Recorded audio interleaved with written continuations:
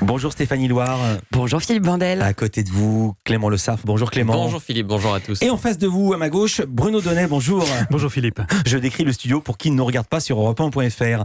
Tous les jours, Bruno, justement, sont des images. Vous observez très attentivement le travail des médias. Et hier, vous avez pointé votre télescope sur la couverture du déplacement d'Emmanuel Macron à Marseille. Oui, et j'ai été frappé, Philippe, par une séquence que la plupart des chaînes d'information ont retransmise en direct. Moi, j'espère que vous allez mettre de l'argent sur Marseille pour nos écoles, pour le logement, pour la formation, pour l'emploi, pour toutes ces choses. Le président de la République était au siège d'une association des quartiers nord de la ville et il a discuté sous l'œil des caméras avec des Marseillais. Moi je viens de Frévalon, dans l'entrée de ma cité, il y a des barricades, les jeunes nous demandent des pièces d'identité pour entrer dans nos immeubles. Alors, ce qui a tout d'abord retenu mon attention, ce n'est pas tant le contenu de cet échange que sa longueur. Car figurez-vous qu'il a été retransmis sur BFM TV sans la moindre interruption pendant plus de 20 minutes. À titre de comparaison, et ce sera là mon tout premier télescopage du jour, l'interview qu'Emmanuel Macron a accordée dimanche à TF1 depuis l'Irak. Monsieur le Président, bonsoir. Bonsoir. Pour évoquer rien de moins que le chaos en Afghanistan,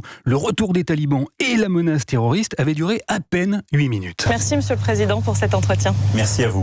Car il faut s'y résoudre, Philippe, médiatiquement parlant, notre président de la République est plutôt du genre solitaire. Il n'apprécie guère les interviews et bien qu'il soit sans cesse sollicité par nos confrères, son truc à lui, c'est plutôt l'allocution solennelle. Mes chers compatriotes de métropole, de l'outre-mer et de l'étranger. C'est bien simple, en 16 mois de crise du Covid, il s'en est offert 8, c'est-à-dire une tous les 2 mois. Vive la République et vive la France. Mais la campagne présidentielle approchant en termes d'image, il lui faut désormais sortir de cette posture un peu altière et redescendre d'un cran pour paraître accessible. Voilà pourquoi il a opté hier pour ce très long bain de foule dont la portée n'a d'ailleurs pas échappé à l'une des éditorialistes de BFM TV. Oui, il est en campagne et puis pour l'instant c'est tout bénéfice pour Emmanuel Macron ces images. Mais si ces images-là lui ont été bénéfiques, c'est parce que ses interlocuteurs merveilleusement triés sur le volet merci ont fait tout sauf de le malmener. Je sais que vous êtes humain, vous êtes une personne très bien comme je vois vous êtes honnête. C'est bien simple, c'était tellement hagiographique